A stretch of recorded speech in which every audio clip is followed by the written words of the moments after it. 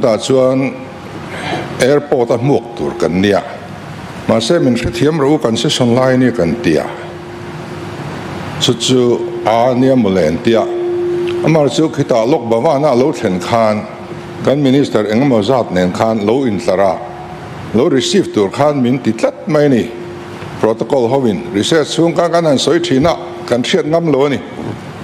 chu wang chuanin remedy chuanin kan soi masak mai kan deal che ni ole soi te che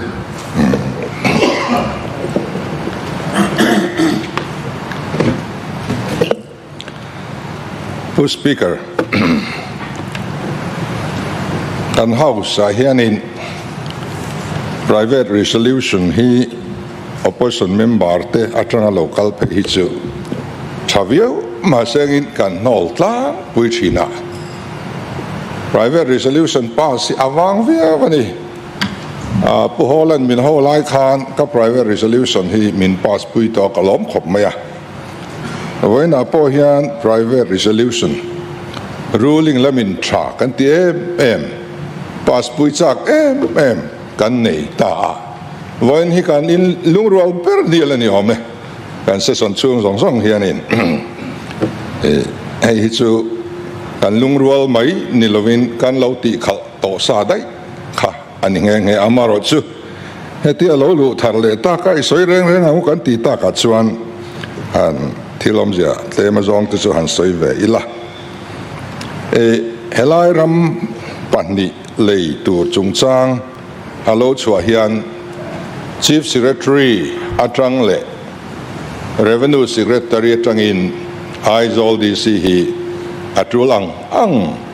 lobo zui tura authorize ania chuwang chuan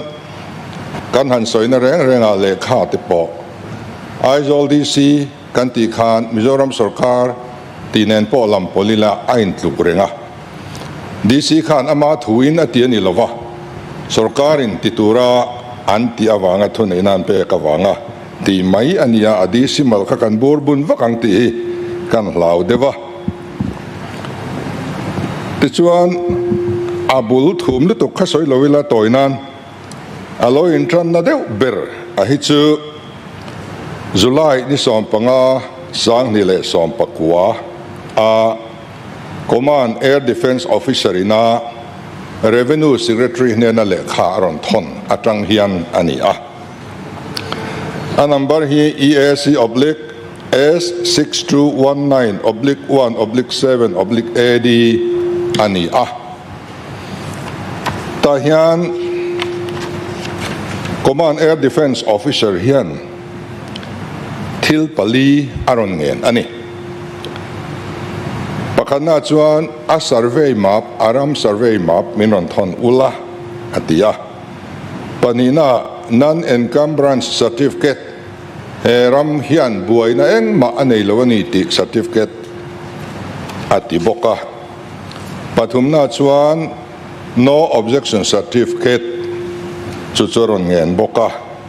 palina chuan aram mantur zat heng thil te hi rontifel turin angena ale kha hian a subject a heading a hian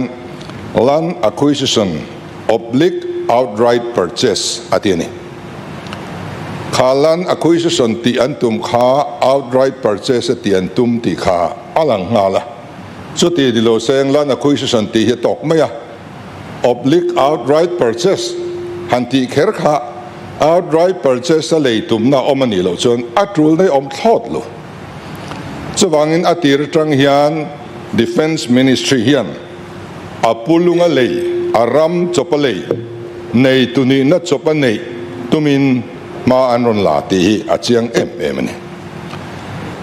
tichuan anin kara hian indor na document engemaw zat a oma soisen ani lowanga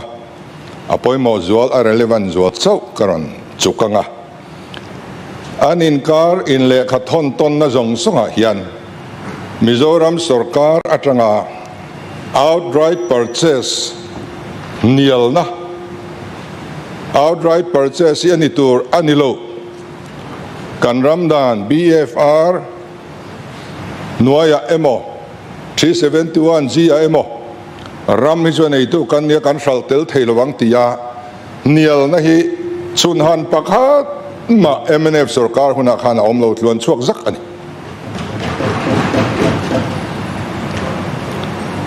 anni na tirte atangin outright purchase turin an rondora anulama lekha in thon ton na pokhan Mizoram sarkar atanga Indian Air Force nena lekha zukala pokhan a subject hian lana khuisusun oblique outright purchase ti Mizoram lam sarkar point an mang ve ta zelani so chuan engtikong main outright purchase an niallo an pompui ti tluk ani hei hi apoi kan ti em chuani chuminua chuan le khalo om le poimo chu September ni som ni paruk sang ni le som pakua khan ani a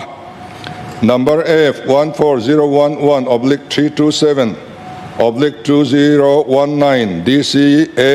/17-18 ania hei hi senior officer in charge administration headquarter Eastern Command nena lekha Mizoram sarkarin azuk thon ani a heta po hian a subjecta hian a heading a outright purchase ti hian zuk bang ve tho ani hei hi chu phat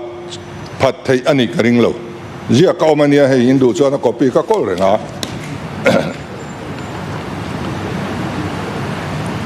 heta hian enge an zuk hril Mizoram hian Defense Ministry hian engan zuk soi pakhat na chuan joint survey kan nei to tian zuk hrila panina chuan hei ame po kan ron thil tele antia pathum na chuan he ram hian nei tu chiang kwang tak clear ownership ani ni tian zuk hril boka anei tu chungchang a hian alo buai ani point ZPM hian ti pakhat ma inrol na pakhat ma kan nei lo MNF sarkar khan anei tu pa hi anei tu dik takani ti hi an lo zu khil fel dai to kum sang ni som pakua khan tin aram ripo GPS coordinator chinfel thapani antibok tin nan encumbrance ani chu buai tu ma anei lo anjuk tibok tin no litigation antia thu buai la buai eng ma heram hian anei lo antibok so chau lan ni leinem pu speaker heram hi ram ruak thale ram beren lan ani anjuk ti ni beren lan ania wangin environment clearance lak po angai lo an lo ti diam to environment clearance koi tang kan lak thin forest atang ni thale rama chuan forest om lo thil tro po om lo chu wang chuan environment clearance lak po angai lo ti hi sarkar khan azuk hril ani tin heram chunga yan mi cheng tu ma lua tu anom lo wangin rehabilitation pek tur tu ba anom lo ti hian hril bok tin heram leitur chungchang a hian objection a om lo antibok chu mai ni lo local community point objection an nei lo antibok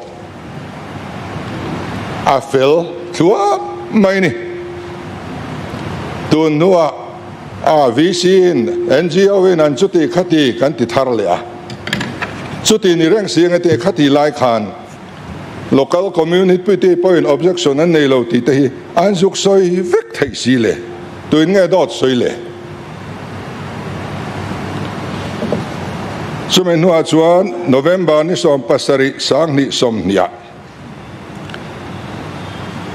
letter number F 14011/327/2019 DCA /26-27 hei hian thon thale a heta hian joint survey nei thu anjuk hril non le a heta poimo em chu state sarkarin no objection certificate po aron pek to cheu kha ti hian ziak ni no objection certificate chu tu pek nge je pm pek hi ani lo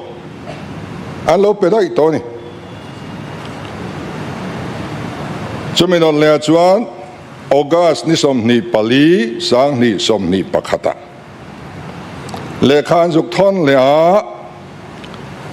number F14011/327/2019 DCA /23/9-35 heta anjuk hril hi chu ram nei tu tenen aman hi kan in befel vek to a square feet a cheng za somriat panga turin in rem ani ti hi anjuk hril le to bok ani soi fel ngai zong zong chu a fel vek ani mai aman an la dong lo ani mai midang hi in pu tur aom lo he thila hian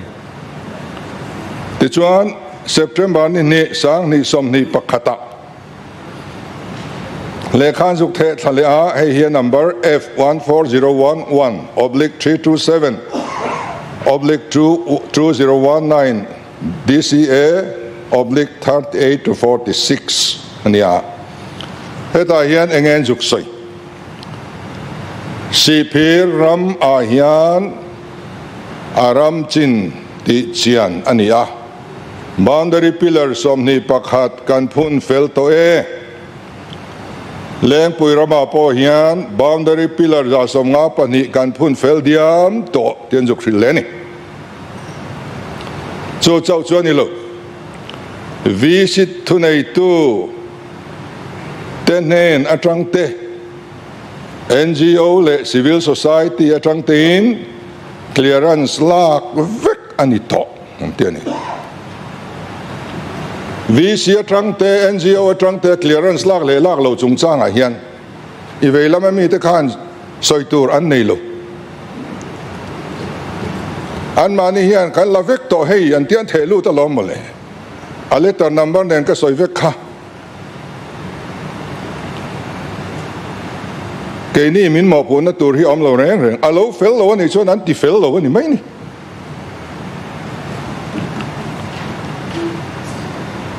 tin hele kha hian aram man po square feet a cheng za somriat panga ni tura in biak felani ti hi an hril le baka a ret hi railways tele NHI DCL tena ram an lak na ret a in atlom zok ani tin an juk soi moi nge ani October ni som ni panga sang ni som ni pakhata ruai to lok pak dak pakhat chuan chak takin lo tiro kha thil kha ti le kha aron thel lut boka aizol di sinena a khang neu chu soi lo wila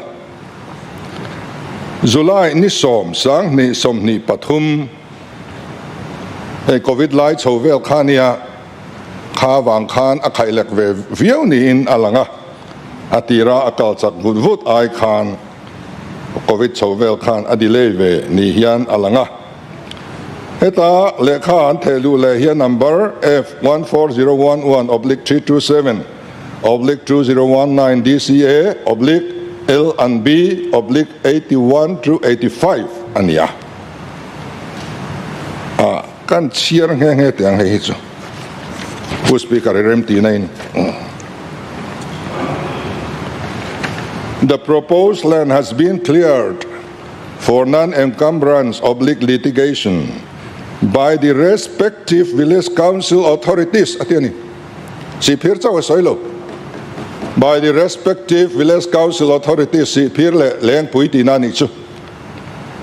for having clear ownership details. Further, it is to inform that all clearances from NGOs, civil societies, have obtained to avoid any problem for Ministry of Defense in the future. Ain tiboka. Kaka insiak klapa ni.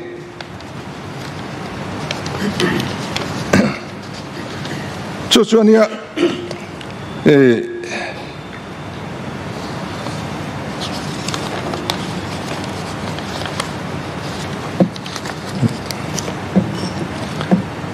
Elaya alekha hi kan shir chuak lenga ni som tlasari sang ni som ni pathum ami ain soi chian zia chu in the case of Lengpui land, Mr. Roming Liana has been authorized by other landowners community as the authorized representative. Kan sarkar kalta kan Roming Liana hi ram nei tudang zong songin an ai o tura an ruat an authorized an iti an lo zuk sila lomale.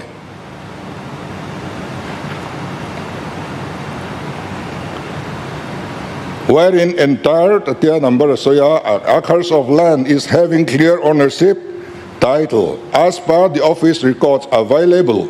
and check white number atia number ada. It is encumbrance free and not under any litigation.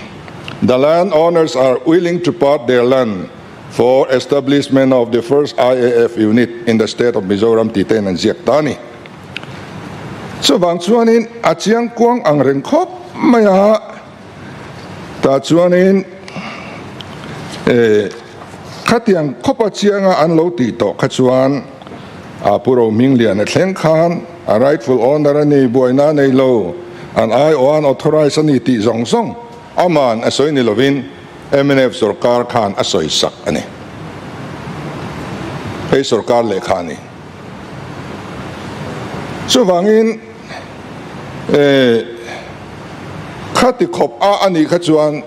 defense ministry tan chuanin har sanai ma omlo ti lo thei ani lova an ma bak chu man in hlan khani to maya he ta li system in chu tin khatini tiang kan ram dana ti kha ombok si lova a fel fai thu aman point biak rem thu atlom thu engkim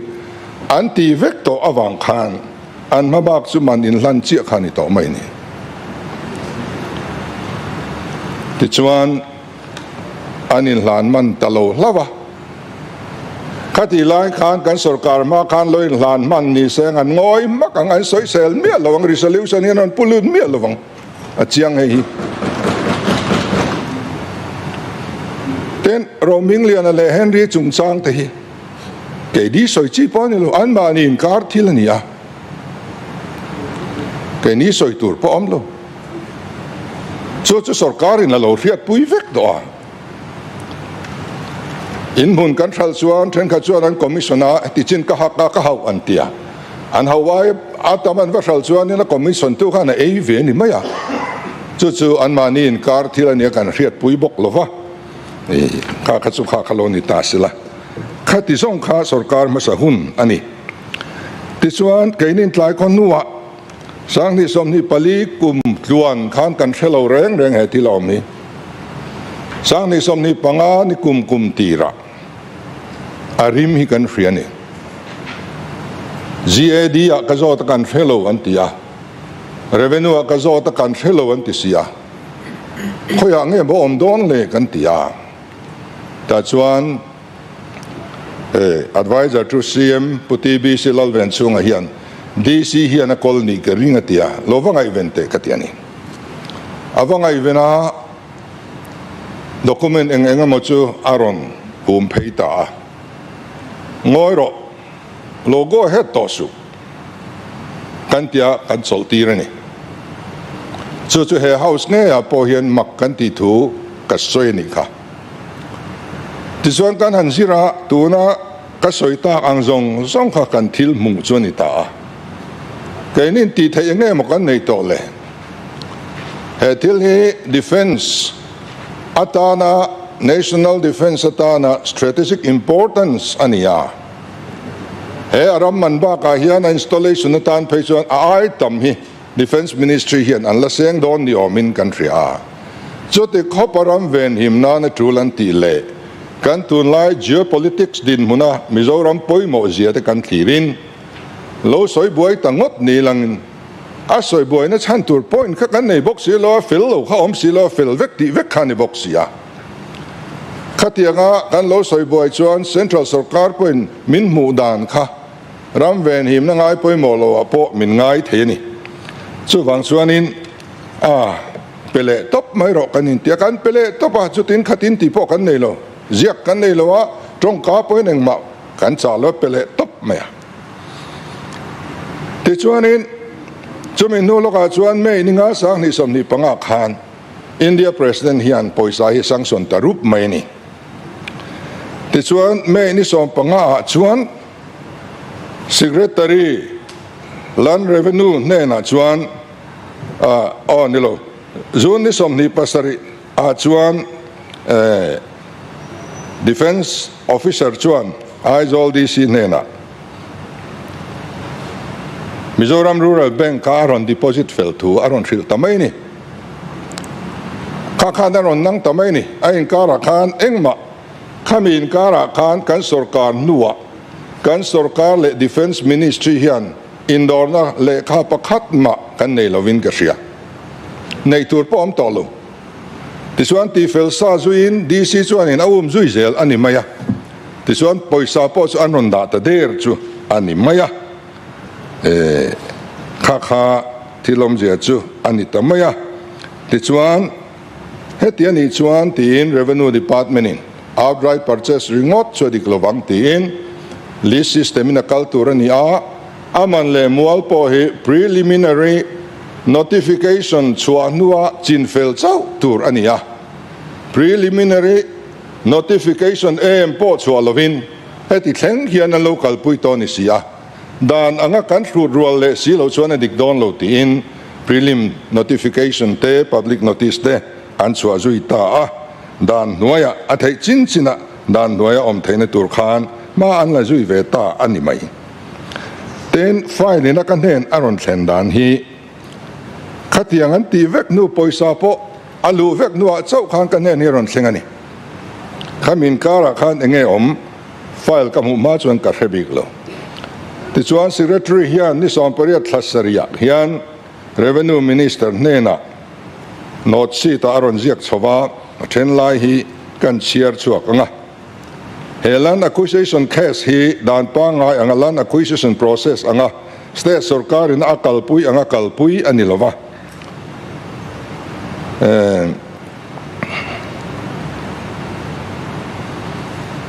ten poisa po hi dc account na thun felani to atene kan consolidated account na yan alu lo reng cheng khat mai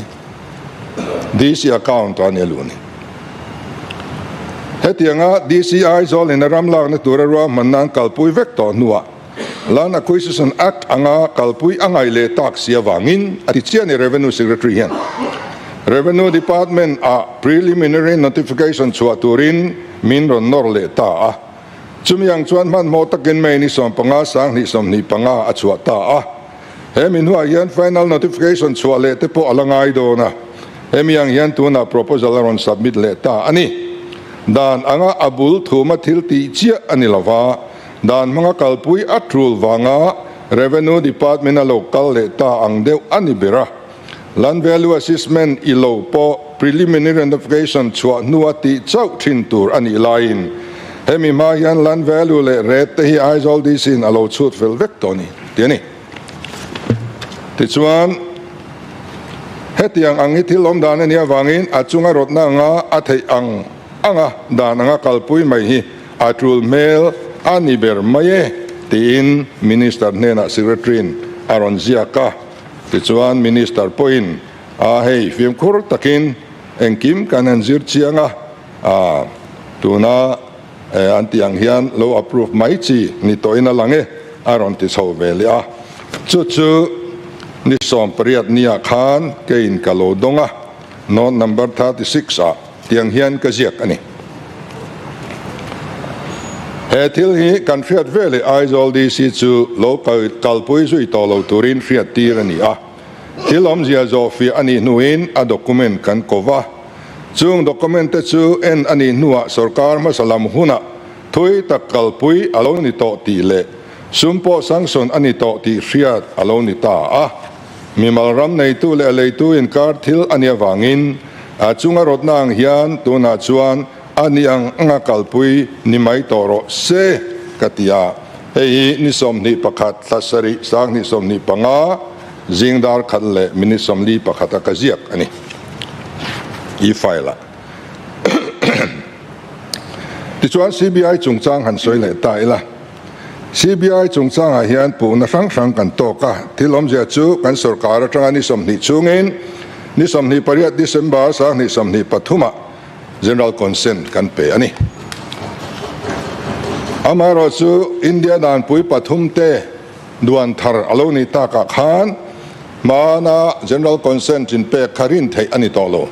he dan thar nuaya hian a tharin inon ti le anga yan tia kan ti le na tur po form anon thil tel thapa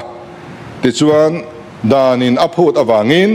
zon ni somni pasari sang ni somni le palia khan kan chua non le ta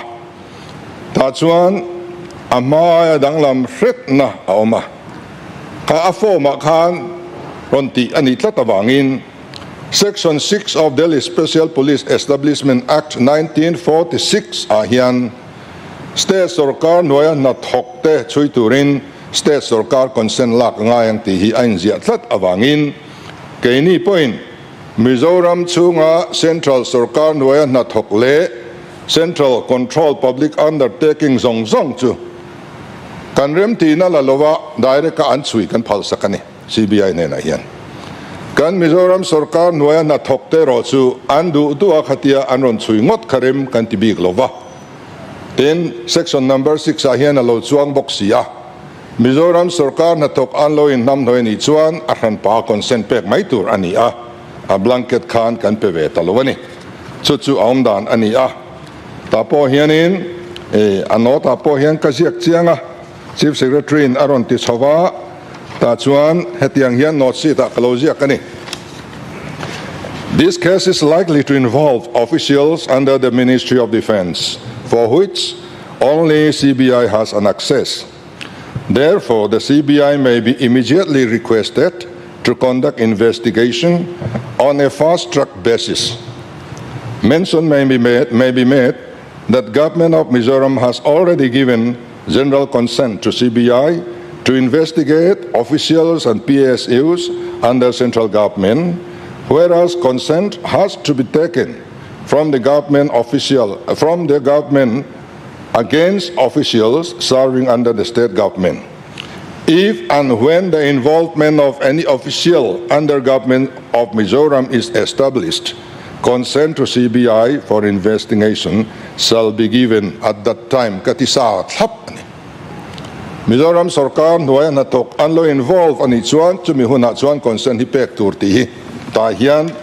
decision kasiam ngala kaziak ngal thap ani ti chuanin notification ni somni pathum February sang ni somni paruka hian CBI nena kan thlenta ani ten ram acquisition chungchanga hian asei de dua khatia lamkha Central Akle Mizoram Actin soimaila ta sarkar khan lan acquisition act kha anlo siam ve engatingan lo siam ve ri ngot kha makkatia Central Acquisition Act 2013 hian state sarkar reng hi Central Acquisition Act chia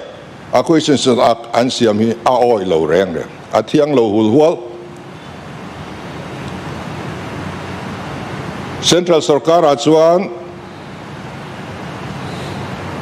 compensation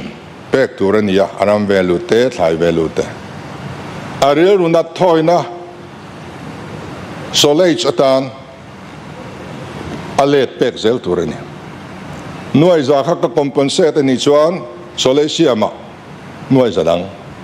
chu Central Sarkarin ram nei tu te hum halnani chumi ang tluk chia dan fran kan du chuan kan siam thei chumi ai tha kan siam thei bok chumi ai chia kan siam thiang lo hrim chuwangin keini sarkar ina sang ni som paruka kan lo siam ve kha an lo reve lo nge ni tilom dia hi an ding chang chi khan lo re renga ko tina paita ni kha chu wang chuan acquisition act chungchang a hian dan thran kan siam ve do ni chuan central act aya tha siam angaya a hek lu tuk don chu wangin an dan ang kan lo pom ve mai kan ti tur ani a elai hian ni pom ve mai ngu kan tia kan ron pulu ta lungrol takin kan pa so ni kha anua engat ne kan soi boile o ka ti tin SIA chungchang hi kan soi le anga hemi social impact assessment hi siam tur ani a siam lo theidan exemption awm boka section 40 a han urgency provision awmani chuta chuan kang engemaw thil emergency chi hrang hrang le national security atang te khan ani chuan urgency a pomani section 9 a hian chumia wanga exempt theina dan chu a inziak le a section thumna hian churam lak tura chu district chunga mi ani chuan kha mi district a district collector kha appropriate government na puan thei ani anga inti thlapani central sarkar ani lo parliament ani lo Lengpui ram Sihphir ram te Aizawl district amian ni chu wangin dan ni na soyang thlapin Aizawl DC kha appropriate government ani thei ti hi dan kha en tlang la in hial na tur awm lovin karing ti chuan sarkar masa ina sarkar masa khan alo peto a voi som ni pasari mun som ni pasaria kainin an machop lo thei lo na wangin ram ruwa kan ye thale ram ani ten ti te chiam wang khan lo thei loin kan han pe ve voi khat min be ta chiam maya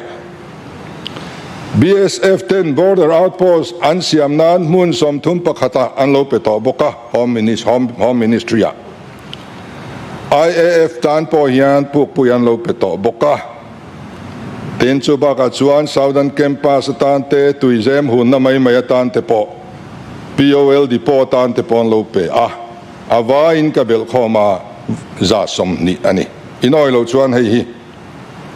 a document ani chu bangin henga te hianin kanin le pu chiam mai zel hi chu a fu lo manga o ka ti a ti chuan in pu speaker kainina kan han ti ve kha chu outright purchase tur ni lovin aram chopa hral lovin aram nei tu chu kan ni reng tur ani a hoin horo se kan tia kan siam rem saka ti chuan preliminary notification chu ma hawa a red le a area zong boundary pillar ne na lo ti fel vekha ti lo tur ania ma sen lo ti lak lo to sia dan zoma kan lan thein turin preliminary notification te ka kan chua chok ve tamai mai ani kha kha chu ti chuan public notice te po chua chho ani a khatiang khan chin fel nga ya piang kha kan chin fel sakta ani ber mai lai hian indem natur awmin ka helova ti chuan CBI in an chui dona khami an account poisa lut ho kha kan threwa kami te khan tu te ne na ngan pek chua ti kha fin fi ania chuta chuan adong tu kai ni jinga en kan lo omani chuan kan bang ngamang tin mania kan in challenge to a ngamang kan ti theu khan ka ria kai ni jinga mi in kai noi kan lo om chuan chu kan chan tur ani mai helaya egma chiang lowarin thua in pu ton vak hi athalo kai ni pon kan pong pu lo chu chu tiang chu ani a tu ken singa collaborate chungchang ka soi to a kha po khan lo ti fel vek to a kha khania kenin ti thai kan nei to lo danangin kan an kalpui chole angai do na kan an kalpui chole nga pu speaker miron pu reng to su se kan ti tur danangin kan kalpui do na ni mai tin collaborate a phechon thil fel lo tak po lom lo are te po na ti chiang lo wa ten khatiang outright purchase ti te po kha om lo ai chu fel taka kalpui thei mai tur nin alanga ama ro chu an lo kalpui dan ero chu ain ang tang khop mai til ti fel ngai zong kha no objection ti zong nen an ron ti ani chu wang chuanin kha ani maya ama ro chu to ber kan soi du chu he thil hi chak taka bosuin CBI ya then ni ro se ti kha a resolution thu a hian itlat maya kan thlen to miao sia เส้นต่อนัวเส้นโรเสติขัดชูกงกัลเลมโลมังโอเองเตจูหัน modify เดี๋ยวเล็กอันสุรการินะที่ยังเราเช่นนี้เราหม่อมกันตีหันตีแต่ขันดีเส้นชวนนี้อาชานี่ไม่ตัวนั้นเส้นนนเลโรสมินตีแต่นี่ชวนตัวดังนั้นกันเส้นต่อเสียเส้นโรสติขัดชูเรมโลเอลขบินกันเสียอะไรกันล้อมอะไรคติขันยะไงถ้าตาอาตินเนี่ย